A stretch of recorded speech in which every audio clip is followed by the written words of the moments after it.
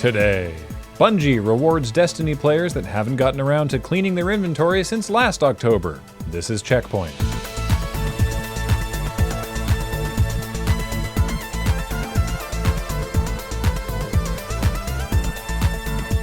Welcome to CheckPoint, where if you're seeing this video, that's awesome. I give it about a 50% chance. Yeah, what you're probably not seeing is most of our other thousands of videos, owing to a hilarious issue with our now former YouTube multi-channel network and some manner of deep YouTube licensing settings that we can't control without consulting the phases of the moon. Everything should get sorted out soon, at which point this intro changes from informative to weird and without context. And God forbid any humor on this show is either of those things.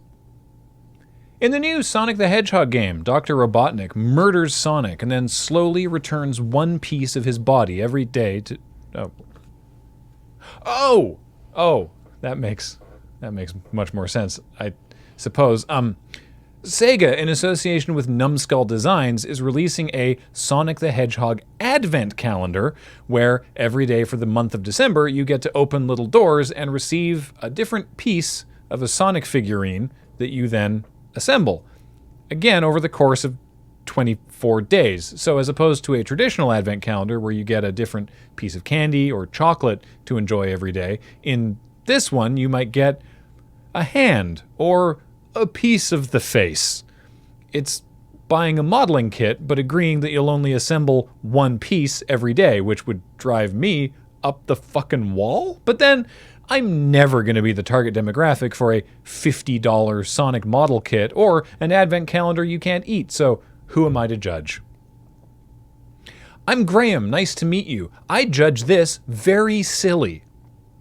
Destiny 2 is celebrating the Festival of the Lost again, and has finally unveiled a use for that Ascendant lens you've had in your inventory since last year's Festival of the Lost. It's a goodie bag. You see, last year if you did some secret quests, which as I understand it is 90% of Destiny content, one of your prizes was the Ascendant lens, which had no apparent use. And that meant Guardians either trashed it after thinking Bungie had forgotten about it, or they hauled it around all year hoping Bungie had a grand scheme up their sleeves.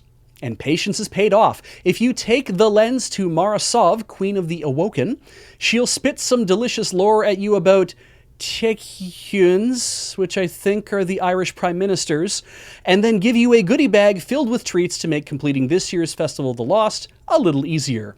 If you also want to experience what it's like to carry around a useless piece of shit for an entire year, you should watch our Destiny streams! I don't get to play as much as the other two.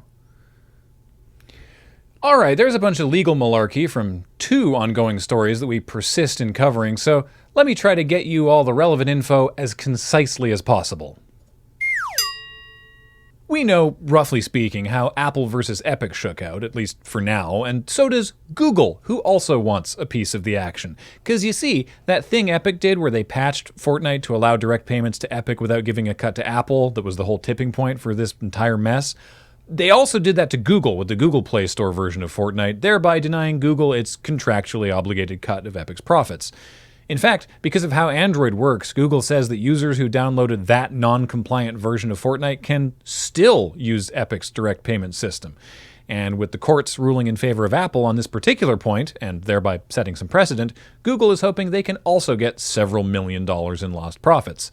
Not wanting to miss a chance to take shots at Apple, Google even clarifies, quote, "Unlike competitors like Apple, Google does not require Android users or developers to use Google Play in order to download, install, or distribute apps on Android. But if you want to use the Google Play, then you gotta Google Pay." I wonder at what point Epic will consider this whole campaign as having backfired. Secondly, Activision Blizzard. We reported that they settled that lawsuit with the U.S. Equal Employment Opportunity Commission to the paltry tune of setting up an $18 million fund they might even get to use some of, but still had to deal with the bigger lawsuit from California's Department of Fair Employment and Housing. Well, the DFEH is actually trying to stop that settlement with the EEOC because part of the terms from that settlement say that Activision Blizzard is allowed to destroy evidence used against them in that lawsuit, which is evidence the DFEH says they need for their lawsuit.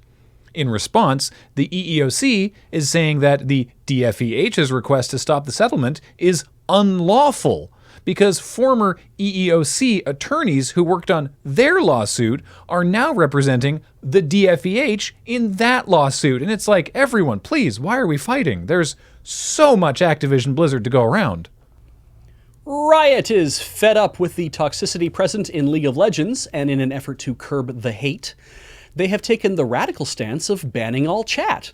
All chat is now turned off by default for everyone, and the hope is that disabling all chat will lead to a less abusive, more positive experience. It's a bold stance from Riot to acknowledge that all chat creates tension, and we hope that these measures... Riot is fed up with the toxicity present in League of Legends, and in an effort to curb the hate, they have taken the radical stance of banning the command /all chat. /all chat, an actual option in the game that lets you speak to all players in the match and not just your own team, is now turned off by default for everyone, and the hope is that disabling all chat will lead to a less abusive, more positive experience. It's a bold stance from Riot to acknowledge that this feature and not the actual presence of chat in the game creates tension, and we hope that these measures will provide a calming influence on the mind and soul of League players, much like no theater. Which is funny, because I also prefer no theater. Same. Though as an activity, you know what I love more? What's that? Long walks.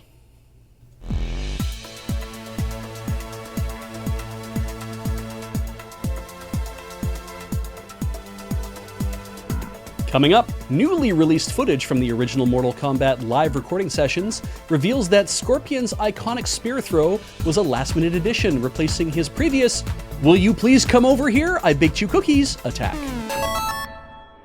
I'm very entertained by the fact that the comments I've seen on the Riot story, right, is like the Riot's disabled, and to be fair, they're disabling it. Yeah. For a bit. Yeah. Now, they could disable it forever, but they're definitely disabling it for a while to see how it goes. This is kind of the Riot thing where they do a thing to see, like, is this going to have an effect? And then they're going to do, like, surveys and whatever. But they're like, okay, we're disabling all chat. And everyone who plays League is like, oh, all chat's not the problem. It's team chat. It's getting shit on by your team. Yeah.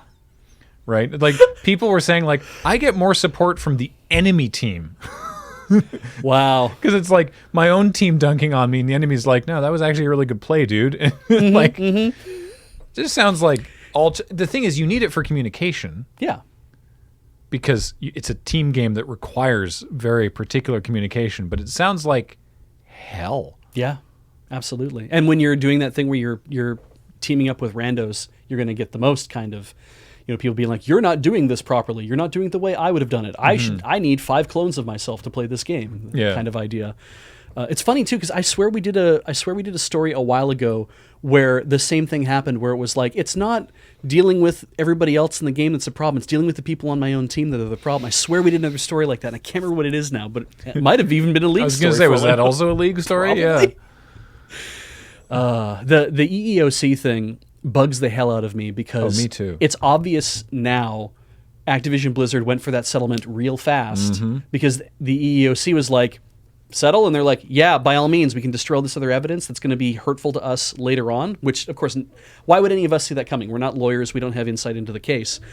But I think it's intensely shitty of the EEOC to be like, you guys can't blow up our settlement.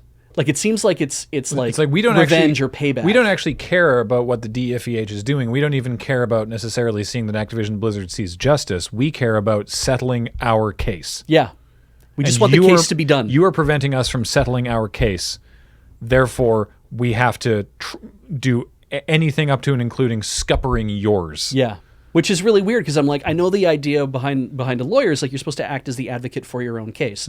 And if, as a lawyer that works for the state, and not the state of California, but just as the state, obviously your interest is in I want to settle my cases, I want to solve my cases, I want to move, I want to seek justice. And if if your idea of like I want to seek justice by getting a settlement, and then somebody coming along from another state and being like, actually that works counter to what it is that we're doing. It seems like the pettiest fucking thing in the world to turn around and be like, no, in fact, I'm going to do my best to scupper your case because you're trying to scupper mine. So eat shit, fellow lawyer. I'm like, oh, you guys are supposed to be working together on this. The bad guy is over there. The guy who fucked up is over there. You should be saying, okay, we don't like this, but let's work together. Yeah. And they refuse to do it. Maybe that's a federal agency, state agency thing. I don't know. It's just so, yeah. It's like, oh, of course that's how it all works. You think again, reading the comments on these articles, right? It's people talking about how the U.S. legal system is, held together with string and tape, because I mean it sort of is, right? It's all built on it's based on precedent, right? And so it's all just sort of like built on thing, but it's just the fact that you can be like, oh yeah, well as part of the settlement, we'll just write it in that you get to destroy all the evidence that we used against you, and it's like, I feel like you shouldn't be able to do that. Yeah, like that literally says seal evidence, but what the takeaway is that you're essentially destroying evidence, because if you have to seal evidence in a case, then it's like, well, nobody's supposed to have access to that evidence anymore. Yeah, you don't get to unseal it. Well, unless a court orders Activision it, Blizzard can choose not to seal it. And they've already been accused of like literally shredding evidence, right? Yeah. Anyway, I was trying to think of something more upbeat to talk about, but there's the Sonic story and his. That's so weird. I'm sorry. I love advent calendars. Yeah. We get Penelope an advent calendar, and it's like you open the thing every day, and it's like, oh, neat, a different chocolate. The idea of like, oh, it's December 11th. Great. Yeah. Like that sounds. It's mind-numbingly dull. It's not even like I'm sure your family even celebrates Advent in as much as the actual celebration. When I was growing up, because let's talk about me being in my 40s, an Advent calendar was a thing that my mother got us that was about less than a centimeter thick, and you would open the thing, and on the inside there would be a picture of something. Right. Not a sticker, not an item that you could take out or right, whatever. It was just a tradition. Not even a fucking stamp that you can tear off and lick and put in a book or whatever. It's literally just, look, it's a picture of like sleigh bells. It's some holly. And it's like, what am I doing this for? And you get all the way to the 24th one, and it's a double wide or double tall one. You open it up and there's a picture of Santa, and it's like, wasn't that fun? It's like, no, I want the ones where there are chocolates in them. I know they exist because my friends talk about them all the time. I'm like, Mom's like, those are really expensive. Yeah. And I had to take it as gospel that it's like, those are really expensive, I guess. I got one once, actually 2 years. Was it 2 years running? I don't know. That was beer. I was going to say, I'm surprised you didn't say an advent calendar I can drink. Well, so here's the thing. It was done by a local brewery, and it was great because it was 24, because it goes to traditionally they go up to Christmas Eve. So it was 24 bottles, and normal ass bottles. Normal bottles, and it was a combination of like their usual very good stuff from this brewery, and then like exclusive ones that they make specifically for this that were like really interesting and different, and it was awesome. But I gained a lot of weight. Or imagine also it's like, didn't you say that you let it go for like 2 or 3 days and realized, oh shit, I haven't opened my advent calendar today, and you're like, I have 3 bottles of beer I have to drink now. That did happen once. I get trashed going into like the rest of my evening. Well, because I'd like set myself up for failure because I was doing like a daily review of like, here's today's beer, right? And it was like, but I'm not. I like beer, and I like going to like Beer Fest, and that's great. Yeah. That's one day. I'm not a beer with dinner every night kind of guy, and it didn't. Also, when you don't know what it is, you can't make anything to pair with it. Yeah. Unless you crack it in the morning and be like, oh. But then you're ruining the surprise. You're like, it's Christmas clove beer. Kathleen, what are we making tonight? Like, we got to change this shit up. Yeah. If I bought the Sonic thing, I would just bust the whole thing open and build it. Be done with it. Right, Yeah. exactly. $48 You need an advent calendar where everything is just another like Gunpla kit. Right? Actually, Lego, I think, made an advent calendar one year where it was you crack it open and it is like a little like 15-piece thing. So like, but I'm sure it was probably $200. Expensive, obviously, but that's awesome. Yeah. Not just like, here's part of the face. Yeah. Especially because day one is just plinth. Yeah, you know that coming into it. I mean, what if it wasn't? What if it was like a ring and you're like, I have to not lose this until the plinth comes out? You ever just want to go ape shit? Yeah, with 2 T's. Tape shit?